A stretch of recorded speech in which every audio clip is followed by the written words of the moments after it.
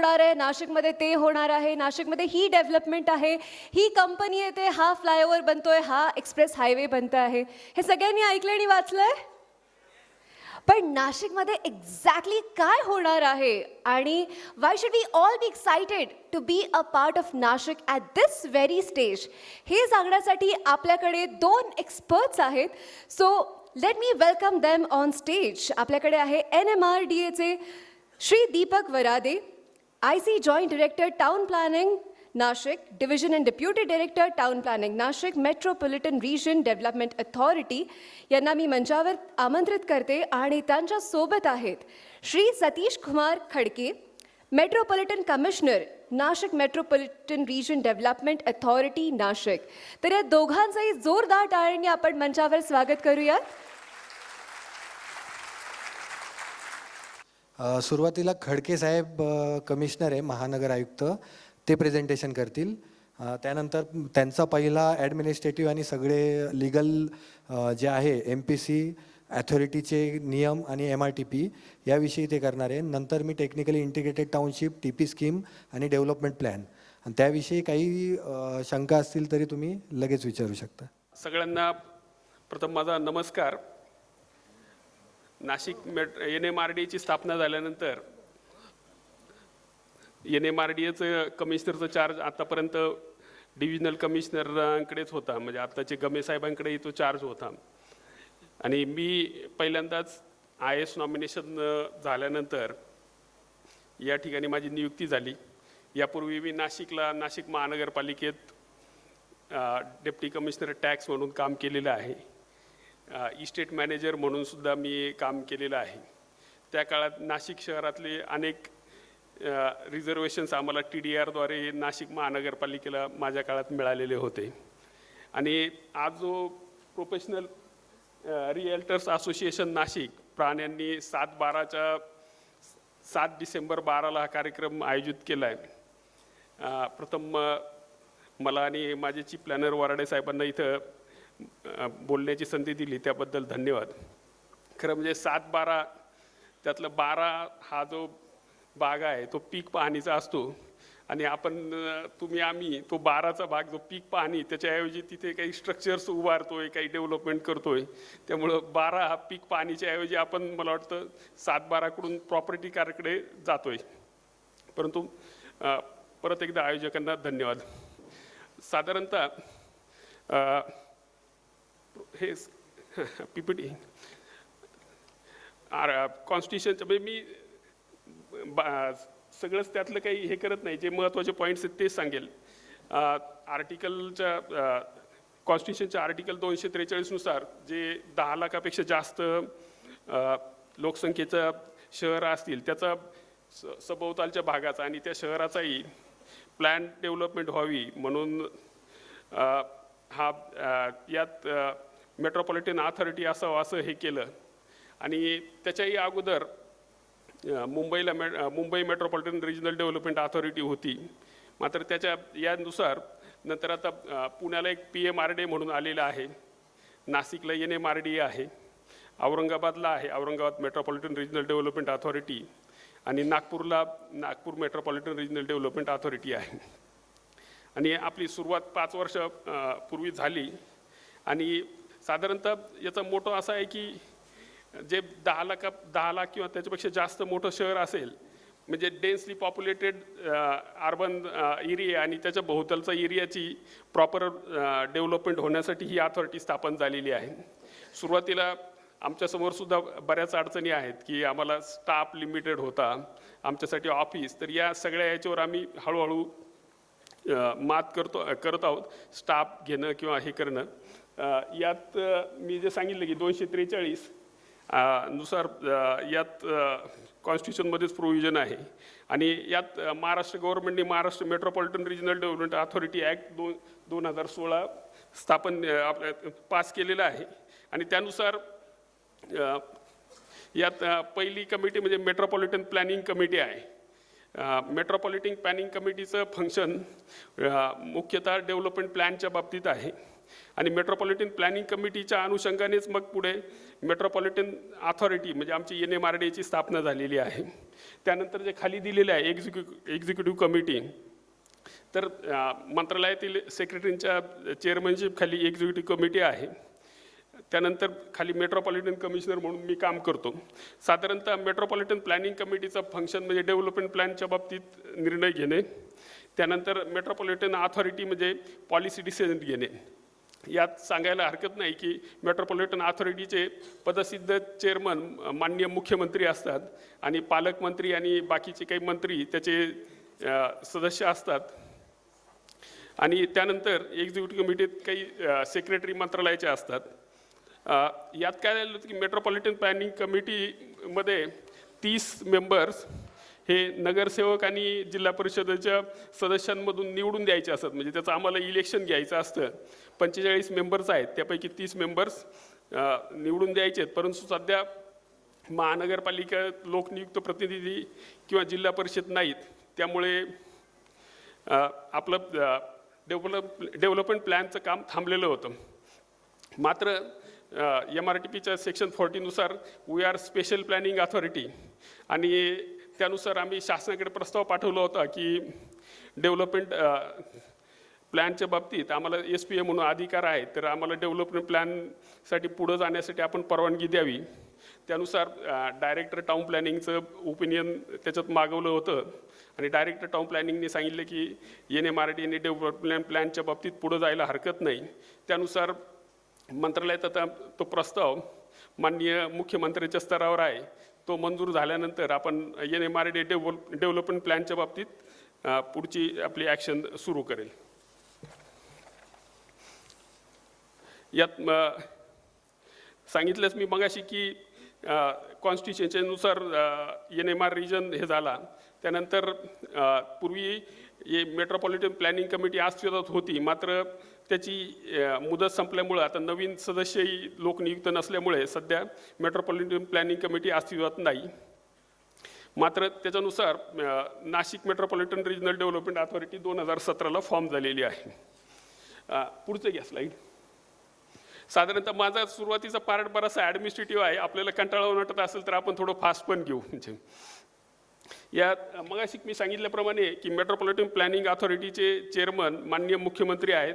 त्याचबरोबर याचे सदस्य UDचे मिनिस्टर हाऊसिंग, आपले पालकमंत्री, UDचे राज्यमंत्री, नंतर या रिजनमध्ये ज्या महानगरपालिका असतील त्यांचे मेयर, नंतर स्टँडिंग कमिटीचे चेअरमन, नंतर या महानगर रिजनमध्ये जे नगरपालिका असतील त्या नगरपालिकांपैकी 2 नगरपालिकांचे अध्यक्ष, जिल्हा परिषदांचे अध्यक्ष, या नाशिकच्या जिल्हा परिषदेचे अध्यक्ष, नंतर आमदारांपैकी म्हणजे विधानसभेच्या आमदारांपैकी 4 विधानसभेचे आमदार, नंतर विधान परिषदेतला 1 आमदार, महाराष्ट्राचे मुख्य सचिव, त्यानंतर या भागातल्या म्युन्सिपल कमिशनर असे मेंबर्स असतील.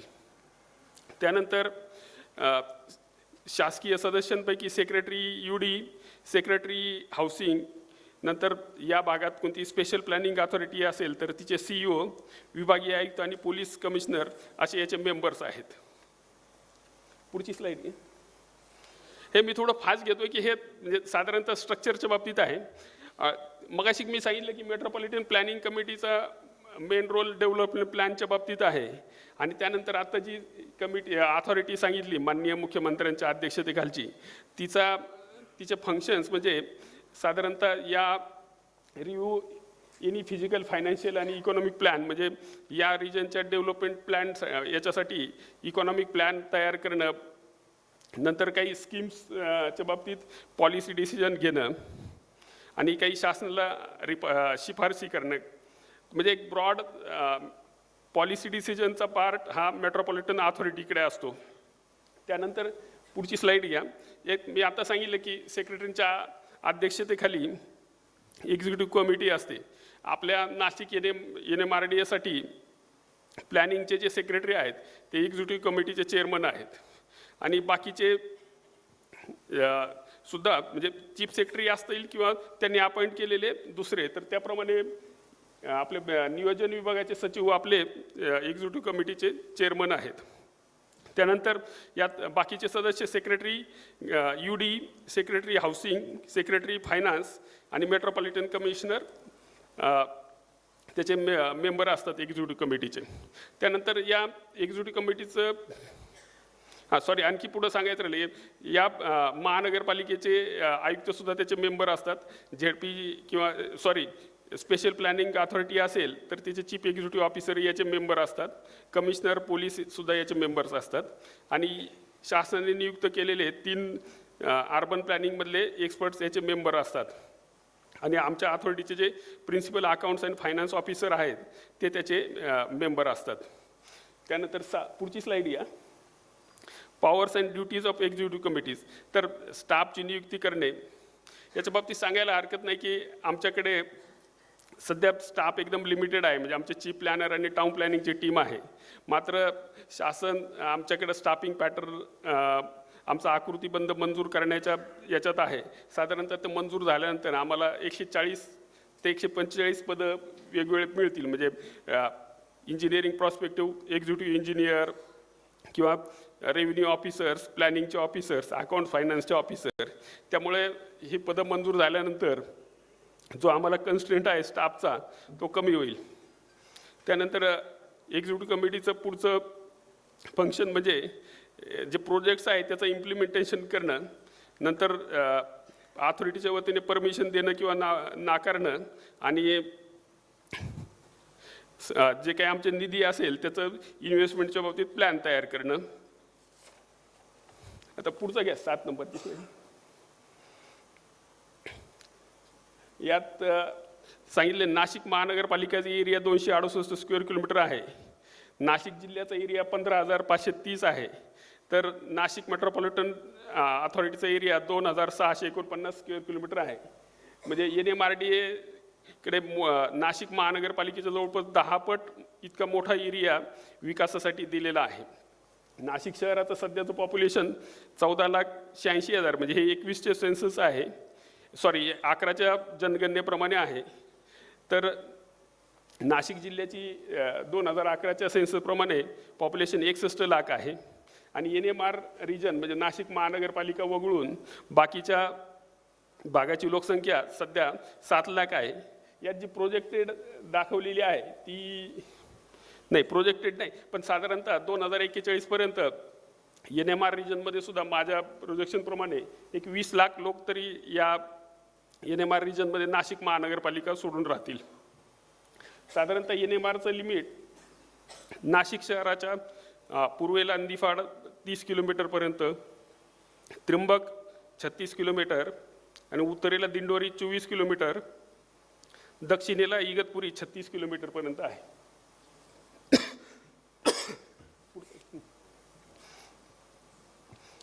यात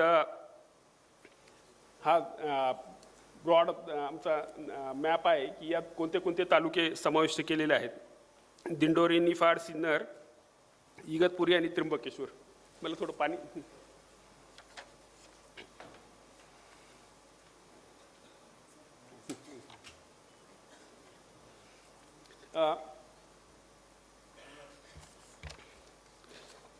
पुढचे साधारणतः आमचं काम कोणत्या ॲक्टनुसार झालं तर मग अशी मी सांगितल्याप्रमाणे Maharashtra metropolitan planning committees act म्हणजे ज्याच्यानुसार मेट्रोपॉलिटन प्लॅनिंग कमिटी काम करते डेव्हलपमेंट प्लॅन तयार करण्याचं. नंतर Maharashtra metropolitan regional development authority, Maharashtra regional town planning act आणि unified development control and promotion regulations for Maharashtra state UDCPR 2020. आमच्या मुख्य जबाबदाऱ्या काय आहेत की preparation of regional and development plan. आता मी सांगितलं की सध्या आपला अजून डेव्हलपमेंट प्लॅन तयार झालेला नाही, त्यामुळे जो पूर्वीचा रिजनल प्लॅन ॲप्रूव्ह आहे त्याप्रमाणे आमच्या सध्या बिल्डिंग परमिशन द्यायचं काम चालतं आहे. त्यानंतर providing financial assistance for significant regional projects, providing help to local authorities and their infrastructure projects, coordinating execution of projects or schemes in NMR restricting any activity that could adversely affect appropriate development of NMR. यात सांगायला हरकत नाही की NMRDची स्थापना झाली, तर म्हणजे यात काय झालेलं आहे की या मुंबई मेट्रोपॉलिटन अथॉरिटी किंवा PMRD यांना सुरुवातीपासूनच लँड बँक चांगली आहे. ते त्यांचे प्लॉट लीज आउट करून त्यांना काही उत्पन्न मिळू शकतं. मात्र NMRDला असे काही उत्पन्नाचे ठोर म्हणजे स्ट्रॉंग सोर्सेस नाहीत, जे डेव्हलपमेंट चार्जेस किंवा यातून जो निधी मिळतोय त्यातूनच आम्ही विकासासाठी प्रयत्न करतोय. यात माझे जे चीफ प्लॅनर आहे ते पुढे TP स्कीम किंवा गव्हर्नमेंट लँडवर आम्ही कसं डेव्हलपमेंट करणार आहोत त्याच्या बाबतीत सांगणारच आहोत. त्यामुळे सध्या NMR हे छोटं सॅपलिंग आहे, छोटं रोपटं आहे, पण नक्कीच भविष्यात याचा मोठा वृक्ष झाल्याशिवाय राहणार नाही. साधारणतः यात आम्ही PMRD किंवा मुंबई मेट्रोपॉलिटन अथॉरिटीच्या धर्तीवर विकासाचे आमच्या आर्थिक उत्पन्नाचे सोर्सेस वाढवण्याचा प्रयत्न करतोय. PMRD आणि NMRD मध्ये जो 1% स्टॅम्प ड्युटी त्या भागात होणारे विक्रीचे व्यवहार आहेत ते त्याचं उत्पन्न त्यांना मिळतंय, त्यातला अर्धा भाग, तर तो सुद्धा आम्ही शासनाला प्रस्ताव पाठवलेला आहे की त्यातून आम्हाला काही वाटा मिळावा, म्हणजे आमच्या NMRDचे उत्पन्न वाढू शकेल. त्यानंतर आम्ही सुद्धा आमची लँड बँक तयार करायला सुरुवात केलेली आहे. त्यातून सुद्धा काही आम्हाला प्लॉट लीज आउट करता येऊ शकतील आणि आमचं उत्पन्न वाढेल. आणि यात शेवटची ॲक्टिव्हिटी की restricting any activity that could adversely affect appropriate development of NMR region. तर यात सांगायला हे नाही की NMRDकडे ॲप्रोप्रिएट स्टाफ नसल्यामुळे जे काही अनधिकृत बांधकामं होतात त्याच्या बाबतीत मी पुढे येईलच, पण त्याच्या बाबतीत सुद्धा आम्ही ॲक्शन सुरू केलेली आहे, त्यात मी पुढे तपशीलवार सांगेलच.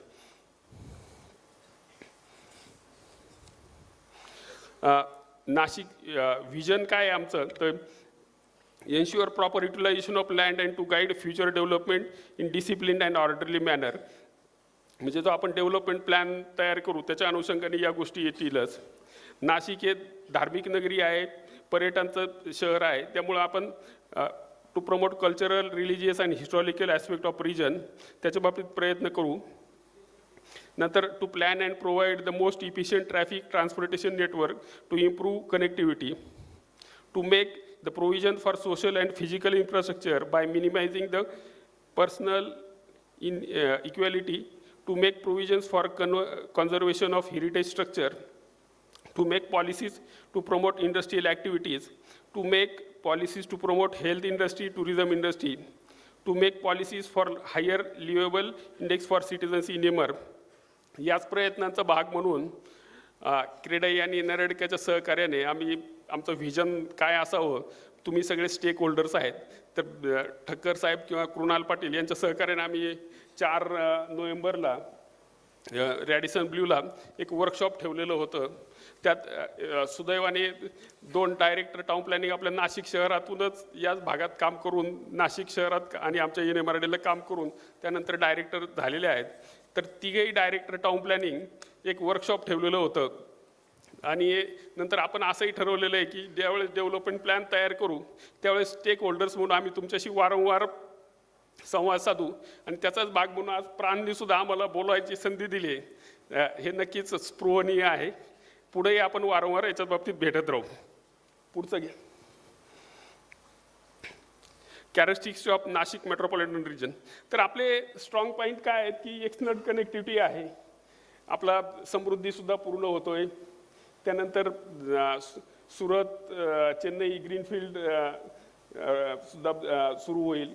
नंतर एक्सेप्शनल लायबिलिटी कोशंट, तर आणि मॅसिव्ह टुरिझम पोटेन्शियल. एक्सेप्शनल लिव्हेबिलिटी क्वेश्चनच्या बाबतीत सांगायला हरकत नाही की मी स्वतःही नाशिक शहरात राहून गेलेलो आहे ना, त्यानंतर मी मुंबई आणि पुणे यात माझं बराचसा म्हणजे नोकरीचा भाग गेलेला आहे. तर नाशिक शहराबद्दल मी कुठेही गेलो तर सगळ्यात म्हणतात नाशिक शहराचं क्लायमेट सगळ्यात सुंदर आहे, नाशिक शहरातले रस्ते चांगले आहेत. तर तोच आपल्याला लौकिक कायम ठेवायचा आहे आणि त्यात वाढ करायची आहे.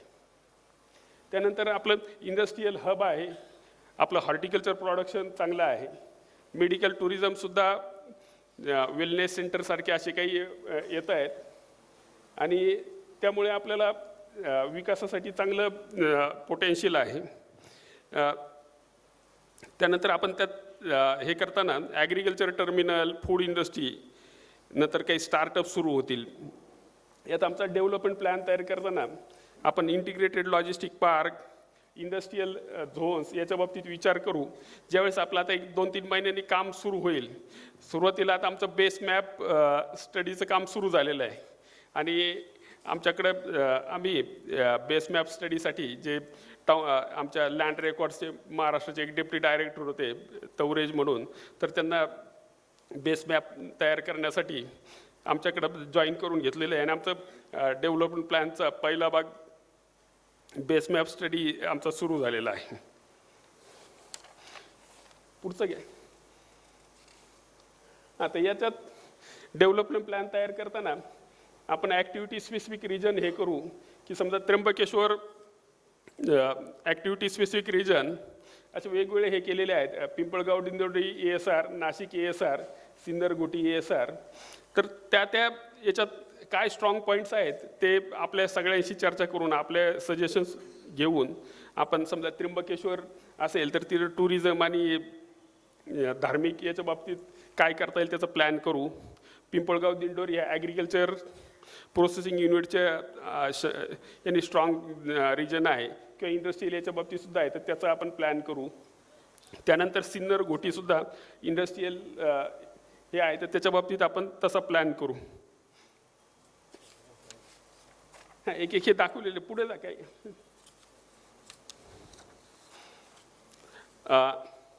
यात साधारणतः आम्ही डेव्हलपमेंटच्या बाबतीत काय एक आमचे चीफ प्लॅनर सांगतीलच, पण आम्ही काही आम्हाला खाजगी स्टेक होल्डर्सनी टाउन प्लॅनिंग स्कीम्स राबवण्यासाठी संमती दिली, तर त्याच्या बाबतीत आमचे चीफ प्लॅनर्स डिटेल सांगतीलच.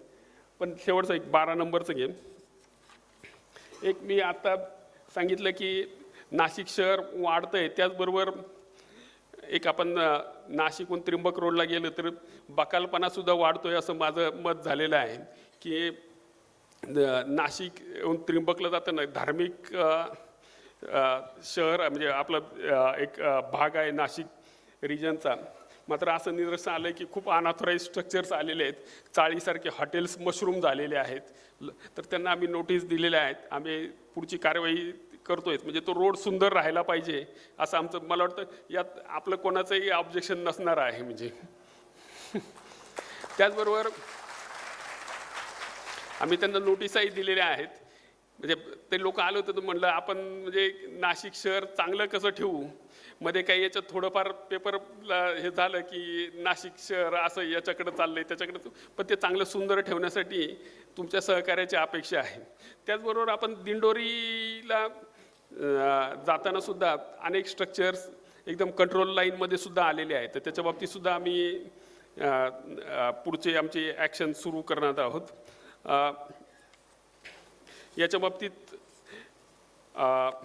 आपल्या सगळ्यांच्या सहकार्यानेच NMRD पुढची वाटचाल करेल. प्राणी मला वाटतं अशी वारंवार त्यांच्याशी इंटरॅक्शन करण्याची संधी द्यावी. या आता मी जे सांगितलं त्याच्या बाबतीत काही आपल्याला काही प्रश्न विचारायचे असं विचारू शकतात.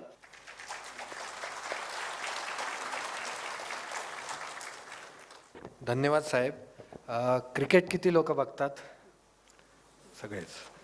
क्रिकेटमध्ये जो कॅप्टन असतो तो कायमच लीडिंग भूमिका करतो. तसंच साहेबांनी जे ॲक्ट, ॲथॉरिटीचं ॲक्ट, MPCचा ॲक्ट, MRTP ॲक्ट, हे जे डोक्याला ताण देणारे जे विषय जे त्रासदायक वाटतात, लोकांना ऑडियन्सला ऐकायला थोडा क्लिष्ट वाटतं, ते साहेबांनी स्वतः हँडल केले. अनऑथराईज कन्स्ट्रक्शन हे सुद्धा साहेब स्वतःच हँडल करतात. ते कायम आमच्याशी ढाल म्हणूनच उभे, जसं कॅप्टन स्वतः पुढे राहून जे अवघड बॉल आहे तो हँडल करतो आणि पुढे आम्हाला चांगली बॅटिंग करण्याची संधी देतो. ती संधी आज साहेबांनी मला दिली आहे आणि त्यांनी सगळे अवघड विषय हाताळले. आणि जे क्लिष्ट विषय होते, जे थोडेसे समजायला अवघड आहे, पण ते एकदा जर ॲथॉरिटीच्या साठी लोकांनी समजून घेतले, ॲथॉरिटीच्या अडचणी काय आहे, ॲथॉरिटीला काय काय फेस करावं लागतं आहे, ॲथॉरिटीला मीटिंग घेण्यासाठी किती अडचणी येत आहे, ॲथॉरिटीला एखादा विषय जर मंजूर करून घ्यायचा असेल तर किती कष्ट घ्यावे लागत आहे, हे थोडंसं त्या ॲक्ट वाचल्यावरच समजेल. मी इथून पुढे माझे पुढचं प्रेझेंटेशन सुरू करतो. तो जास्त टेक्निकल आहे. इंटिग्रेटेड टाउनशिप, TP स्कीम आणि डेव्हलपमेंट प्लॅन. मी Deepak Varade, deputy director NMRDA आणि सध्या इन्चार्ज आहे joint director Nashik division. Next slide. Metropolitan cities, backbone of our country. Normally ॲग्रिकल्चरला आपण म्हणतो आहे की हे बॅकबोन ऑफ द कंट्री आहे, पण cities in India occupy almost 30% area occupy करून ते GDP 60% देत आहे आपल्या इकॉनॉमीला. आणि मोस्टली त्यात जी मेट्रोपॉलिटन शहरं आहे ते त्यातल्या त्यात मोठा वाटा उचलत आहे. आपल्या ॲग्रिकल्चरल सेक्टरमध्ये जास्तीत जास्त एम्प्लॉयमेंट एंगेज आहे. म्हणजे 70% ऑफ द पॉप्युलेशन ऑलरेडी त्या सेक्टरमध्ये एंगेज असल्यामुळे तो बॅकबोन समजला जातो. पण सिटीसुद्धा तेवढीच GDP देत असल्याने तीसुद्धा तेवढीच बॅकबोन ऑफ द कंट्री म्हटलं जाईल. Formal point of employment generation in secondary and tertiary sector.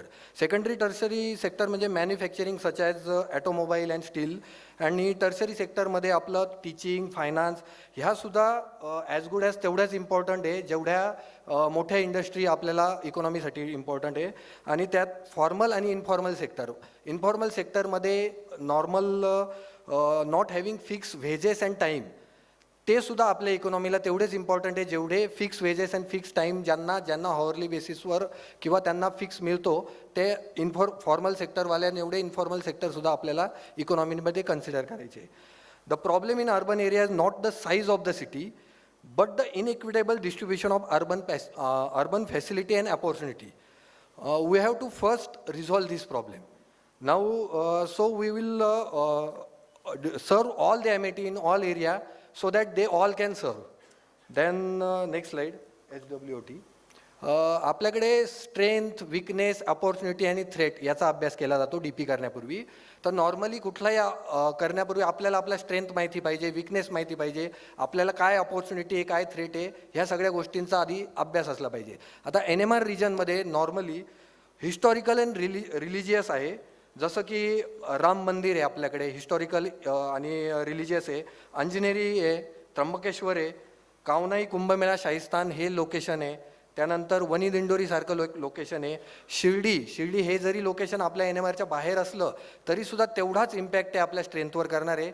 त्यांच्या लोकेशनमुळे आपल्या NMRला सुद्धा टुरिझम किंवा बाईक काही ॲक्टिव्हिटीला आपल्याला प्रोत्साहन मिळणार आहे. नंतर industrial district with presence of different manufacturing industry. Manufacturing industry माझं तेच म्हणणं आहे, सेकंडरी अँड टर्शरी इंडस्ट्रीसुद्धा तेवढीच इम्पॉर्टंट आहे. नंतर फूड प्रोसेसिंग इंडस्ट्री आहे, ॲग्रोबिस इंडस्ट्री आहे, ॲन्सिलरी इंडस्ट्री अँड अदर इंडस्ट्री. फक्त आपण बऱ्याच वेळा इंडस्ट्री म्हटलं की हेवी इंडस्ट्री किंवा मॅन्युफॅक्चरिंग इंडस्ट्रीकडे इकॉनॉमी म्हणून पाहतोय. पण त्याचबरोबर ह्या छोट्या इंडस्ट्री आहे, ॲन्सिलरी इंडस्ट्री आहे, गोडाऊन आहे, हे सुद्धा आपली इकॉनॉमी तेवढ्याच प्रकारे रिव्हॉल्व करतात. ही आपली एक स्ट्रेंथ आहे. त्यानंतर आपण नाशिक, पुणे, मुंबई ह्या गोल्डन ट्रँगलचा एक भाग आहे, त्याचा पण आपल्याला कसा बेनिफिट घेता येईल त्याचा आपण अभ्यास करणार आहे. आणि important business and tourism centre. साहेबांनी जसं मगा ASR दाखवले, ॲक्टिव्हिटी स्पेसिफिक रिजन दाखवले, त्याच्यात टुरिझम झोन दाखवले होते, तसं आपल्याला ते ग्रॅब करावं लागतील, ते पोटेन्शियल आपल्याला ग्रॅब करावं लागतील. नंतर आपले अपॉर्च्युनिटी आहे पोटेन्शियल इंडस्ट्रियल हब. सेम साहेबांनी 4 स्लाईड दाखवल्या, त्याच्यामध्ये ॲक्टिव्हिटी स्पेसिफिक रिजन दाखवल्या. त्यामध्ये इंडस्ट्रियल हब होता सिन्नर, घोटी. त्यानंतर त्र्यंबकेश्वर आणि इकडचा टुरिझम म्हणून आपल्याला डेव्हलप करण्याला चांगली अपॉर्च्युनिटी आहे. Cultural as employment tool. आता कल्चरल म्हणजे कुठलंही कल्चरल असो, खाद्य संस्कृती. नाशिककरांना मिसळ आवडते, उद्या अजून कुठलं तरी पुरणपोळी आवडते. ह्या खाद्य संस्कृतीमधनं सुद्धा इतकी इकॉनॉमी रिव्हॉल्व होते, इतकी इकॉनॉमी जनरेट होते, याचासुद्धा विचार केला गेला पाहिजे. त्यानंतर ट्रायबल, आपल्याकडे बराचसा भाग ट्रायबल एरिया देखील आहे. आता त्या ट्रायबल एरियामध्ये त्र्यंबकेश्वरमध्ये मेडिकल टुरिझमला एक डेव्हलपमेंट करता येईल. मेडिकल टुरिझम जर केलं तर तेवढे टुरिस्ट ॲट्रॅक्ट होतील, मेडिकल ट्रीटमेंट होतील आणि एम्प्लॉयमेंट जनरेशन होईल, इकॉनॉमी होईल. आणि ट्रायबल प्रोडक्शनसुद्धा मार्केटमध्ये चांगल्या रेटमध्ये जातं. ट्रायबल प्रोडक्शन जे असेल त्या ट्रायबल प्रोडक्शनचा इथल्या इथेच मार्केटिंग झाली, इथल्या इथेच जर सेलिंग झाली तर त्या लोकांनासुद्धा त्याचा फायदा होईल. आणि त्यांचं कल्चर इंटॅक्ट ठेवून त्या ट्रायबल लोकांचं कल्चर इंटॅक्ट ठेवून आपल्याला डेव्हलपमेंट पुढे कशी करायची आहे याचा पण चांगला विचार करता येतो. विकनेसेसमध्ये आहे environment, traffic, unauthorised development. Unauthorised डेव्हलपमेंटविषयी साहेब अजून डिटेलमध्ये सांगू शकतात, पण आज त्यांनी थोडक्यात घेतलं आहे. टोपोग्राफिक आणि लवकरच ते ॲक्शन मोडमध्ये अनऑथोराइज डेव्हलपमेंट तुम्हाला दिसेल आहे. आणि मेजरली साहेब त्र्यंबक टोपोग्राफिक बॅरियर आहे आपल्याला आणि डिफेन्स इस्टॅब्लिशमेंटचं आहे. आता मेजर पार्ट बऱ्यापैकी आपला फॉरेस्टमध्ये जातो आहे. त्यानंतर त्र्यंबक आणि इगतपुरीमध्ये आपल्याला इको सेन्सिटिव्ह झोन मिळतो आहे, काही रिजनल पार्क झोन आहे. ह्या अशा प्रकारच्या कन्स्ट्रेंटमुळे आपल्याला डेव्हलपमेंटला काही रिस्ट्रिक्शन येत आहे. त्यानंतर नॅचरल बॅरियर जसे माउंटेन्स आहे, मोठमोठे माउंटेन्स आहे. जसं आता तुम्ही त्र्यंबकेश्वरनं घोटीला जर यायचं असेल, तुम्हाला काहीतरी जर रोड नेटवर्क करायचं असेल तर फिरूनच करायला लागणार. तुम्हाला दुसरे अशा प्रकारचे जे रिस्ट्रिक्शन आहे त्यावरही काहीतरी सोल्युशन काढायला लागेल. नंतर नॉर्थ साईडला तुम्हाला डिफेन्स एरिया आहे, DRDO आहे. त्यानंतर साऊथ साईडला देवळाली कंटेनमेंट आहे, आर्टिलरी एरिया आहे. ह्या डिफेन्स एरियाला आपल्याला प्रोटेक्ट करून त्यांच्या बफरनुसार म्हणजे DRDOच्या बफरनुसारच तुम्हाला ॲक्टिव्हिटी काहीतरी प्रपोज करावी लागणार आहे. त्यानंतर थ्रेट आहे आपल्याला cultural diversification, increasing population and environmental degradation. आता आपला प्रत्येक तालुका याचा हॅव्हिंग डिफरंट कल्चर आहे. त्या प्रत्येक तालुक्याचं काहीतरी वेगळं महत्त्व आहे, युनिकनेस आहे. आता ते युनिकनेस सांभाळून त्याचं कोर फॅब्रिक डिस्टर्ब न होता आपल्याला त्याच्यातनं कसं डेव्हलपमेंट पुढे नेता येईल हे पण बघितलं पाहिजे. कारण प्रत्येक कॅरेक्टर एक वेगळं असतं. तालुकावाईज इथे कॅरेक्टर बदलत आहे, त्या कॅरेक्टरलाही जास्त हात न लावता युनिकनेस ठेवून आपल्याला पुढे चालायचं आहे. तर त्याचाही आमचा विचार पुढे सुरू आहे. Next slide. Next approaches of planning in the metropolitan region. आता इथे वेगवेगळे अप्रोचेस आपण पाहू. New cities and growth oriented planning, reservation based planning, integrated township and town planning scheme. याच्यावर डिटेलमध्ये मी नेक्स्ट स्लाईडमध्ये कंटिन्यू पुढे करतो. तर न्यू सिटीज मी थोडक्यात हे करतो. ॲक्टिव्हिटी स्पेसिफिक रिजननुसारही आम्ही तो विचार चालला आहे की न्यू सिटीज कसं डेव्हलप करता येईल. ग्रोथ ओरिएंटेड प्लॅनिंगमध्ये ट्रान्झिट ओरिएंटेड डेव्हलपमेंट म्हणजे TOD ही अशी सस्टेनेबल डेव्हलपमेंटची स्टेप आहे की ज्याने ॲटोमॅटिकली सगळा पोटेन्शियल तिथे वापरता येईल. त्याने नॉन मोटराईज व्हेकल कमी होतील, वॉकेबल नेबरहूड तयार होईल, हेल्दी वर्क लाईफ रिलेशन तयार होईल. त्यानंतर जे एक्सप्लोडिंग पॉप्युलेशन तयार होते ते अकोमोडेट करण्यासाठी TODचा आपल्याला चांगला वापर करता येतो. आणि पब्लिक स्पेसेस जास्तीत जास्त आपल्याला देता येतील. TODमध्ये पण पब्लिक स्पेसेस आपल्याला देता येतात, जरी तो कंजेस्टेड एरिया किंवा हाय FSI असलेला एरिया असला तरी. आणि पब्लिक सेफ्टी नॉर्मली त्याच्यात जास्तच असते. Next slide. आता रिझर्वेशन बेस्ड प्लॅनिंगमध्ये आपण DPमध्ये जाऊया. आता DP इव्हॉल्व नेमका कसा करतो, तो compressive understanding of area study करतो. त्यानंतर त्याची लँड सुटेबिलिटी ॲनालिसिस, नंतर पॉप्युलेशन प्रोजेक्शन, एम्प्लॉयमेंट प्रोजेक्शन, हा सगळा त्या एरियाचा कॅल्क्युलेट करून त्याच्या ॲनालिसिस करून त्यावर प्रपोजल फ्रेमिंग केली जाते. त्यानंतर economic and industrial growth of the notified area will be the key in the process of future development. Same आता परत इंडस्ट्रियल ग्रोथच मी म्हणतोय, पण इंडस्ट्रियल ग्रोथला नुसती हेवी इंडस्ट्रियल न समजता सगळ्या प्रकारची इंडस्ट्री, ॲग्रोबेस्ड इंडस्ट्री स्पेसिफिक आमचा मेन टार्गेट आहे. अजून ecological sustainability major design criteria वापरून जास्त इम्पॅसिस देऊन good education, health among the residents आणि adequate infrastructure and civic amenity देण्याचा प्रयत्न चालू आहे. Next slide. Principle of development plan. आता to achieve the development plan is necessary, हे सगळ्यांनाच माहिती आहे.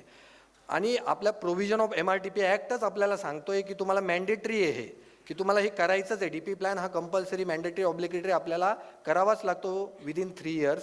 तर आमचं इंटेन्शन डिक्लेअर झाल्यानंतर आम्ही तो 3 वर्षात नाही, किमान 2 वर्षातच करण्याचा प्रयत्न करतोय. त्यानंतर त्या DP करताना एक ट्रॅडिशनल वे ऑफ प्लॅनिंग आहे. दॅट इज बरेचसे आर्किटेक्ट जर याच्यात असतील तर त्यांना ही कन्सेप्ट कळेल. Predict, design and provide. आता प्रिडिक्ट म्हणजे नॉर्मली पॉप्युलेशन प्रिडिक्शन केलं जातं, परत लँड यूज प्रिडिक्शन असतं, काही एम्प्लॉयमेंट प्रोजेक्शन असतात.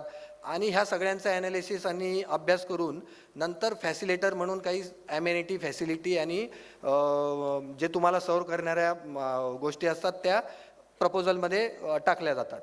पण एकंदर हा सगळा ॲप्रोच पाहिला तर हा सिस्टमॅटिक आणि लॉजिकली एकदम करेक्ट वाटतो.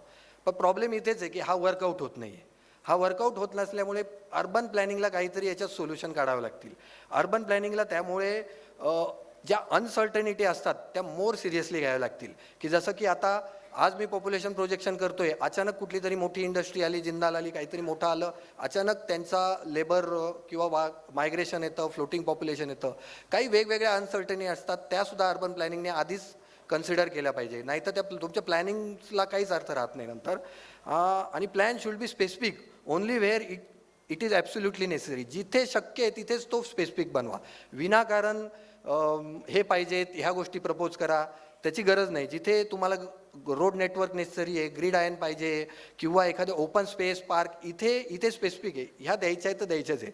परंतु रेस्ट ऑफ ऑल म्हणजे बाकीच्या ज्या गोष्टी जिथे फ्लेक्झिबिलिटी आणण्याची आवश्यकता आहे, प्लॅनिंग नॉर्म स्टँडर्ड बदलण्याची आवश्यकता आहे, तोही प्रयत्न चालू आहे. इन टर्म्स ऑफ FSI किंवा लँड यूज, आता हे सगळे थोडे थोडे तुमचे इंटरेस्टचे पार्ट सुरू होतील. FSI, लँड यूज, साहेबांनी अवघड घेतला, मला सगळ्यांच्या इंटरेस्टचे पार्ट दिले.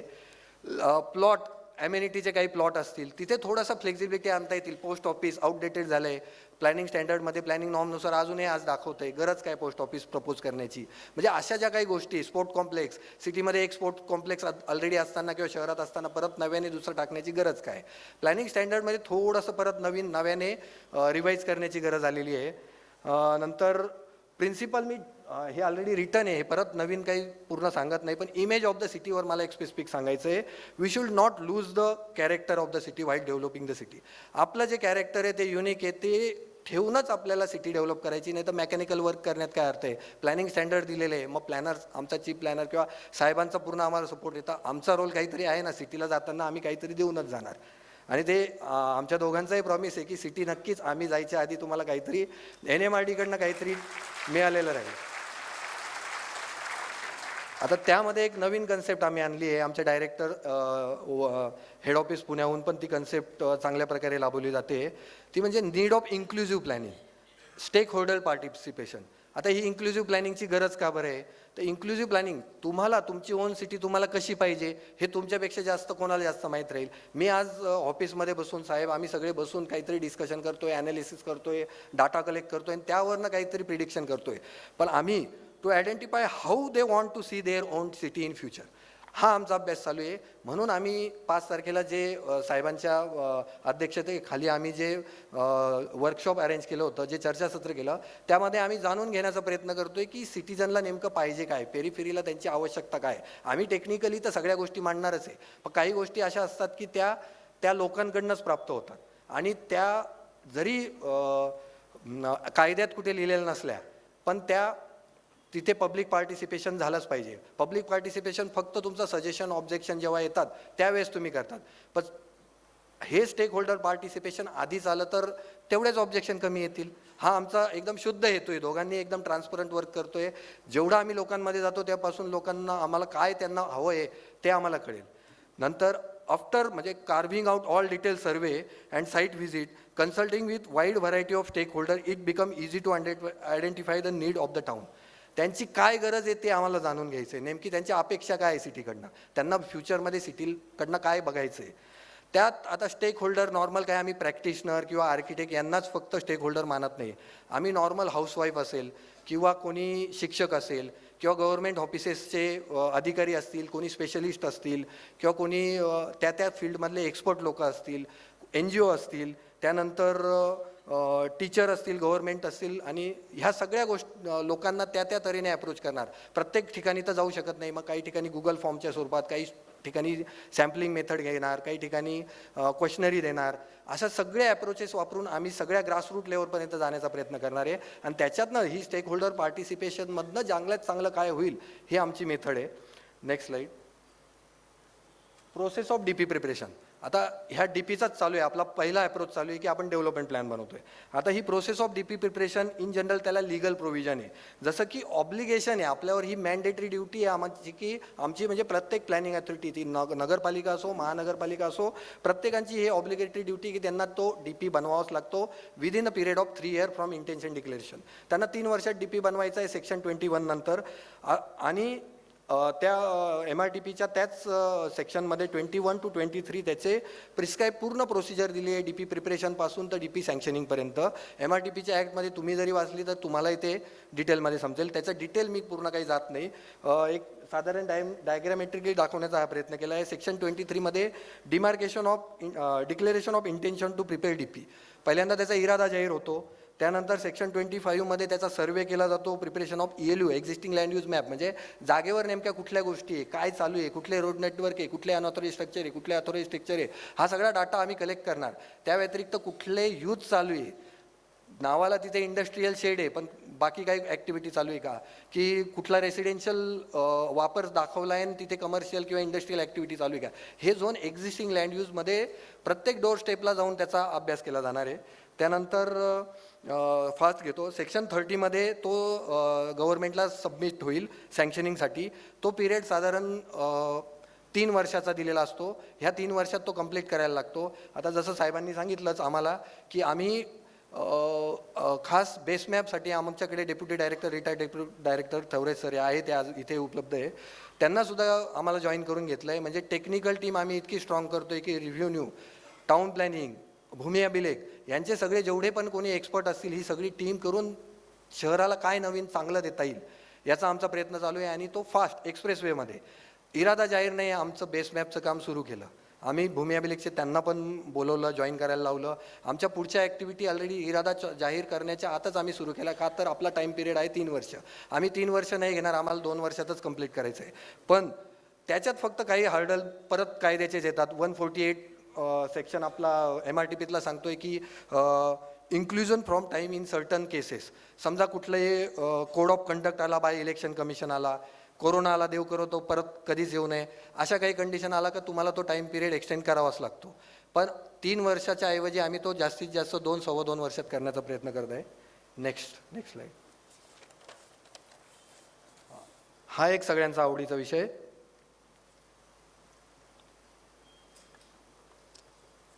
Potential in agricultural zone.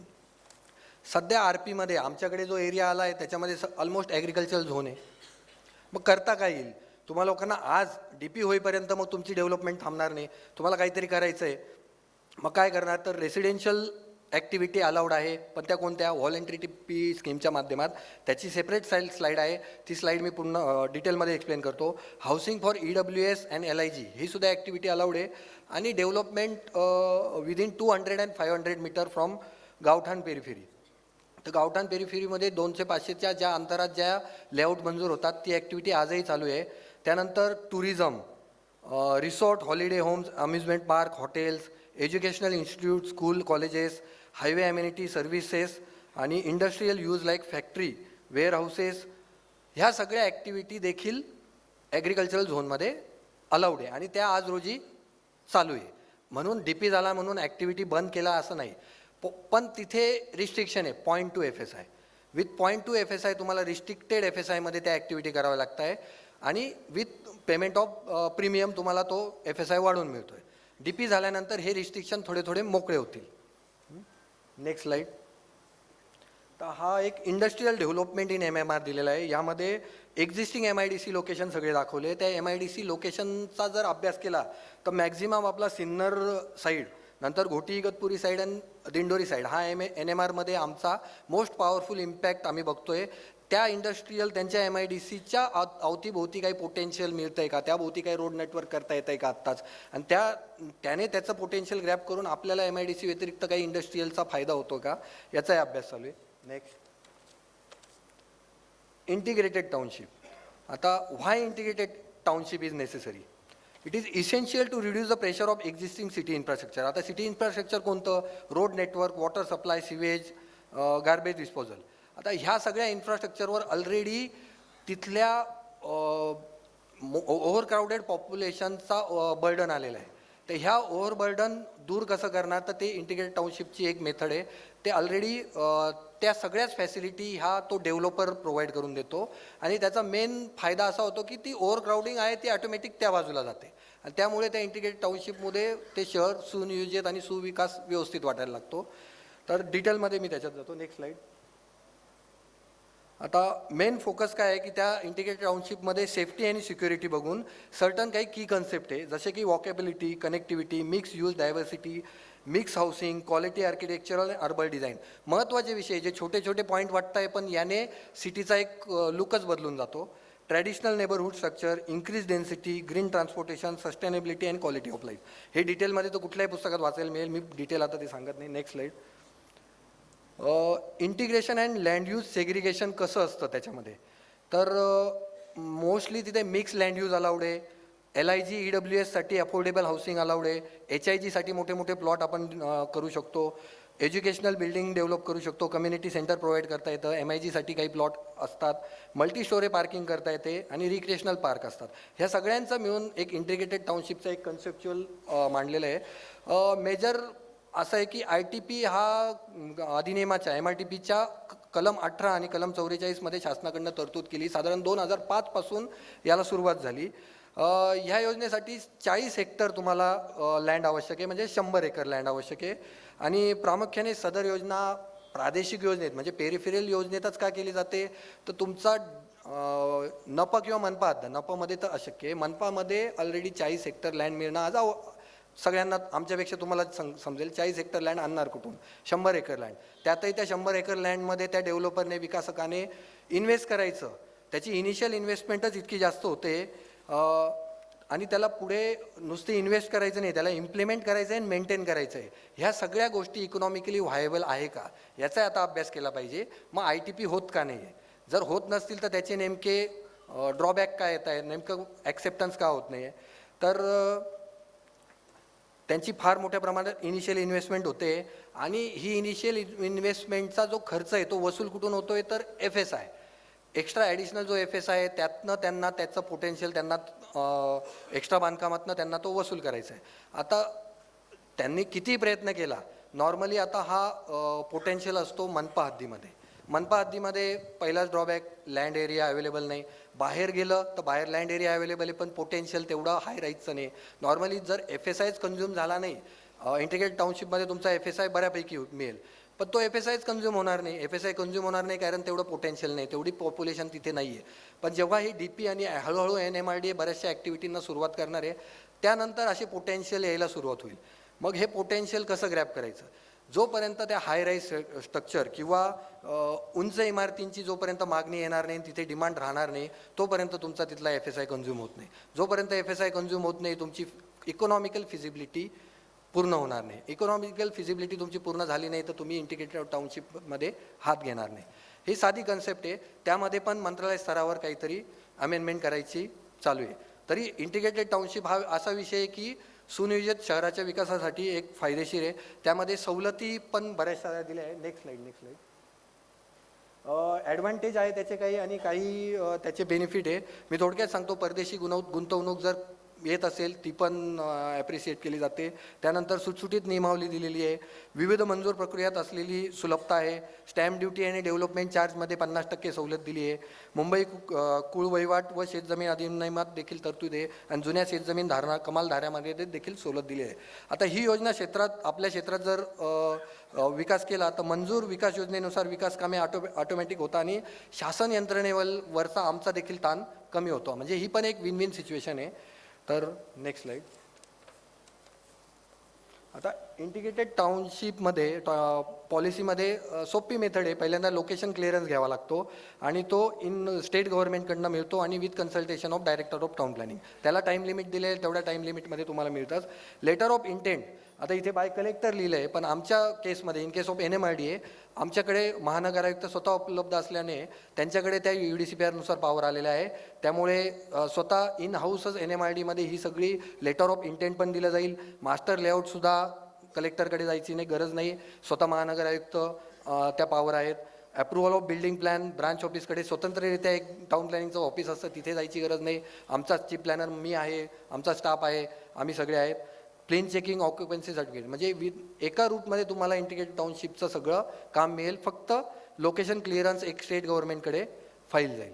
बाकी NMRDमध्ये आले तर बाकी जो तुमचा हिस्ट्री असेल की एवढा वेळ लागतो, ह्या ऑफिसला जावं लागतं, तर NMRDमध्ये ते विदिन 1 रूट मिळेल.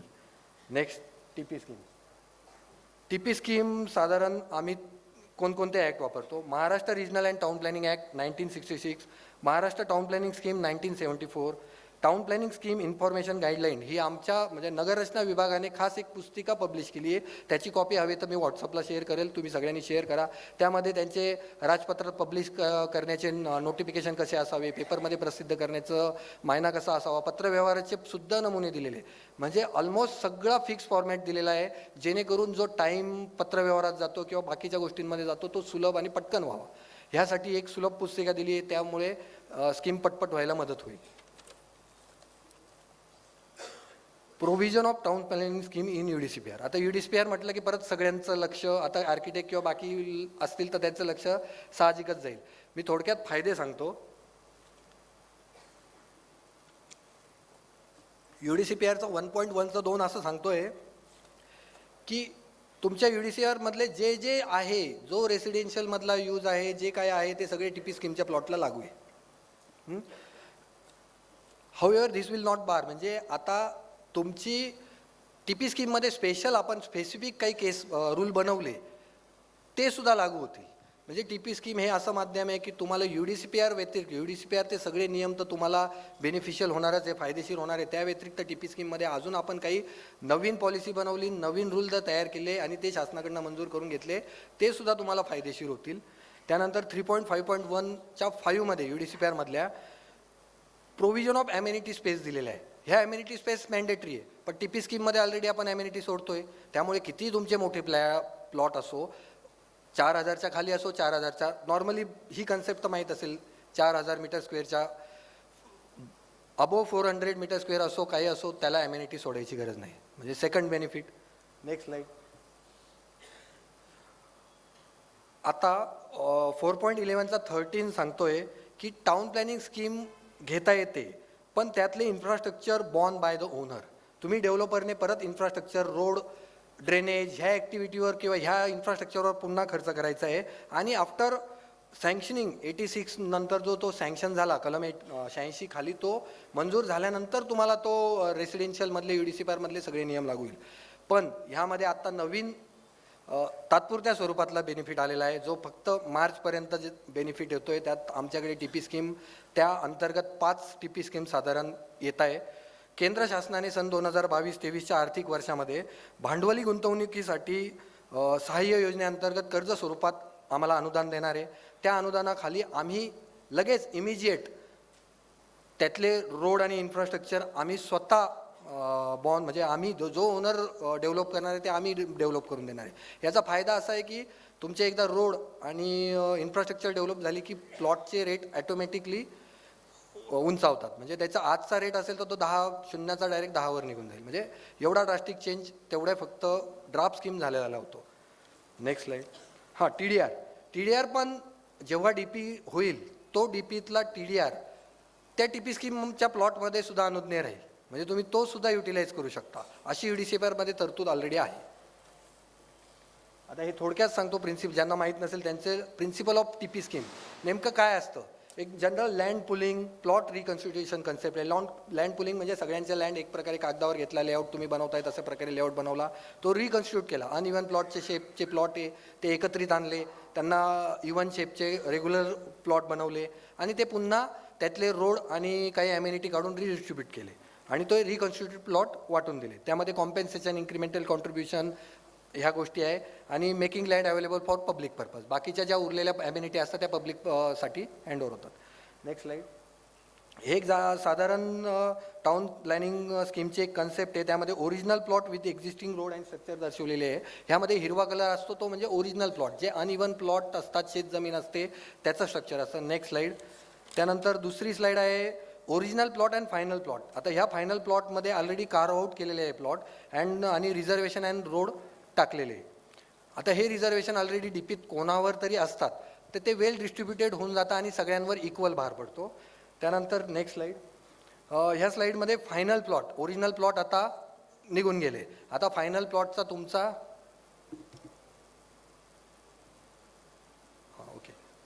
फायनल प्लॉटमध्ये तुमचा जो एरिया आहे त्या फायनल प्लॉट ॲटोमॅटिकली त्याचा सेपरेट प्रॉपर्टी कार्ड तयार होतो आणि तो पण काही न करता. येस. त्याची प्रोसेस काय आहे? Preparation of draft scheme, preparing scheme, preparing final scheme, हे 3 स्टेजेस आहे. आता त्या पहिल्या स्टेजमधला प्रिपरेशन ऑफ ड्राफ्ट स्कीममधला MRTPतला कलम 68 तो असं सांगतोय की ती ड्राफ्ट मंजूर करायची. ड्राफ्ट स्कीम मंजूर करण्याचे सुद्धा नोटिफिकेशन कायद्याने महानगर आयुक्तांना दिले. म्हणजे NMRDमध्येच तुमची ड्राफ्ट स्कीम मंजूर होऊन जाणार आहे. जसा तुम्ही नॉर्मल लेआउट मंजूर करतात तोच लेआउट ड्राफ्ट महानगर आयुक्तांकडनं मंजूर करून घ्यायचा आहे. तो एकदा मंजूर झाला फक्त विदिन प्रोसेस, म्हणजे नॉर्मल प्रोसेस तुमची पब्लिकेशन वगैरे ती फॉलो करून. नंतर त्याचा फायदा असा आहे की त्यानंतर रोड जे हँडओव्हर होतील त्या रोड हँडओव्हर झाल्या आम्ही ते डेव्हलप करणार सेंट्रल असिस्टंटच्या फंडमधनं. नंतर प्रिपेरिंग प्रिलिमिनरी स्कीम, ही प्रिलिमिनरी स्कीम नंतर आम्हाला ॲम्युनिटी, त्यामध्ये आर्बिट्रेटर, लवाद वगैरे या सगळ्या गोष्टी येतात. त्या पण आमच्याकडे अवेलेबल आहे. आर्बिट्रेटर आमचाच असणार. म्हणजे मला सांगायचं आहे की NMRDमध्ये ॲज गुड ॲज सगळ्या फॅसिलिटी, दुसरीकडे बाहेर जाण्याची गरज नाही. मी स्पीड थोडा वाढायला लावला आहे. बोर होत असेल तर हात वर केला ते मी कंटिन्यू करतो 5 मिनिटं. प्रिपरेशन ऑफ फायनल स्कीम, आणि फायनल स्कीम झाल्यावर त्यामध्ये आधी ट्रिब्युनल होता. ट्रिब्युनलमध्ये सुनावणी केल्या जातात. सुनावणीमध्ये कॉम्पेन्सेशन वगैरेमध्ये डिसिजन दिले जाते. एकदा फायनल स्कीम झाल्यानंतर TP स्कीम अंमलात येते. आता थोडक्यात घेतो. Next slide. Process to followed for TPS. एक जनरल काय हवं असतं. पहिल्यांदा आज जसं सांगतोय की योजनेच्या फायद्यांची माहिती देणे, हा पण आमचा टास्कच आहे. हा एक ऑफिशियल जॉबच करतोय की ही माहिती देतोय. हे पण एक TP स्कीमचा जॉब आहे की लोकांना अवेअरनेस नाही. सर्वसामान्य जनतेला यातील फायदे माहीत नसल्याने अनअवेअर आहे, आणि त्यामुळे नियोजन प्राधिकरण या नात्याने आवश्यक ती माहिती प्रसिद्ध करणे आणि लोकांना अवेअर करणे ही आमची ड्युटीज आहे. तसेच सर्वसामान्य जनतेला त्याबाबत विश्वास निर्माण होण्यासाठी प्रथम एक कुठली तरी TP स्कीम जेव्हा आम्ही इम्प्लिमेंट करू, जागेवर दृश्य स्वरूपात काहीतरी लोकांना दिसेल, आणि त्यानंतर ते लँड व्हॅल्यू ॲप्रिसिएशन जसं लोकांना लक्षात येईल तो लोक स्वतःहून येतील. आज 5 आले, उद्या 50 येतील. त्या 50 येतील तेव्हा आम्हाला ठरवावं लागेल आज 5 पैकी आम्ही 2 ते 3 घेणार आहे. 50 पैकी पण लाईन लागेल एवढे, आणि त्यानंतर ती 50 केल्यामुळे ऑटोमॅटिक डेव्हलपमेंट प्लॅन झालेला असेल. म्हणजे नो TS, कोणाच्याच डोळ्यात अश्रू राहणार नाही अशी डेव्हलपमेंट प्लॅन आम्हाला बनवण्याची इच्छा आहे की ऑटोमॅटिकली तुमची डेव्हलपमेंट प्लॅन तुम्हीच TP स्कीमच्या माध्यमांमध्ये ॲडव्हान्समधनं सुरू करा. Next slide. Document required for preparation, हे पण मी काही डिटेल घेत नाही. 7/12 वगैरे ह्या गोष्टी तर आम्ही मागूनच घेतो. आणि पुढची slide. Voluntary TP scheme.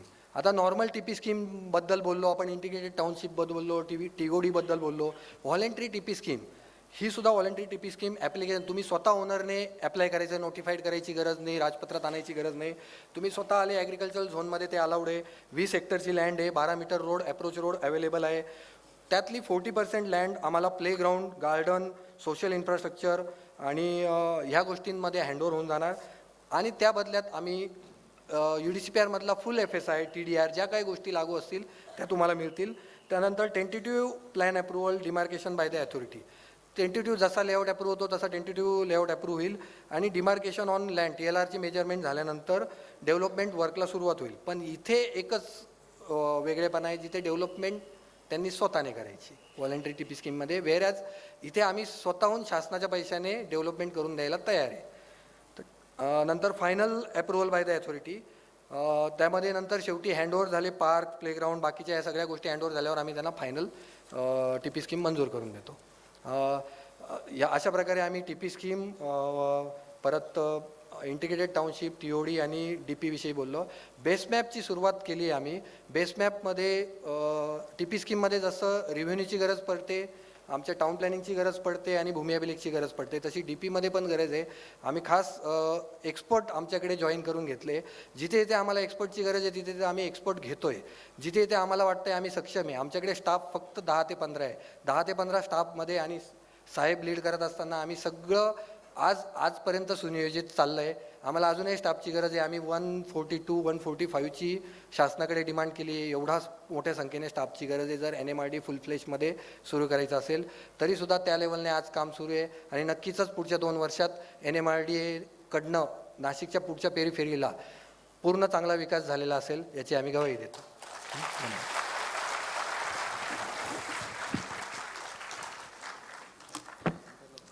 Thank you so much. खरं तर नाशिकची हवा संपूर्ण देशात, जगात चर्चेत आहे. पण अशा प्लॅनिंग आणि लिडरशिपमुळे नाशिकच्या विकासाची हवा सगळीकडे होणार यात शंकाच नाही. जोरदार टाळ्या झाल्या पाहिजे आपल्या दोन्ही NMRDAच्या ऑफिसर्ससाठी, मिस्टर सतीश कुमार खडके आणि दीपक वराडे यांच्यासाठी. आणि यानंतर मी मंचावर आमंत्रित करेन प्राणचे प्रेसिडेंट मिस्टर विक्रांत आव्हाड आणि vice president mister Pradeep Randhir यांनी मंचावरती यायचं आहे. आणि मिस्टर सतीश कुमार खडके आपले मेट्रोपॉलिटन कमिशनर यांचा सत्कार करायचा आहे.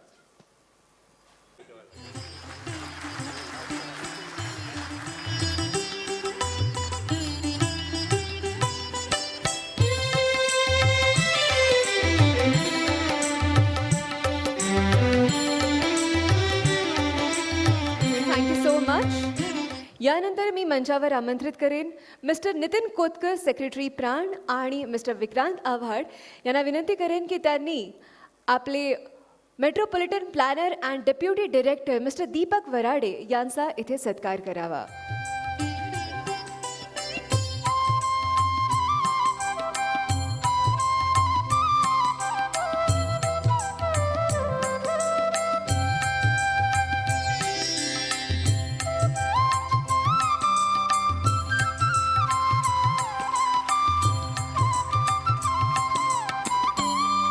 Thank you so much.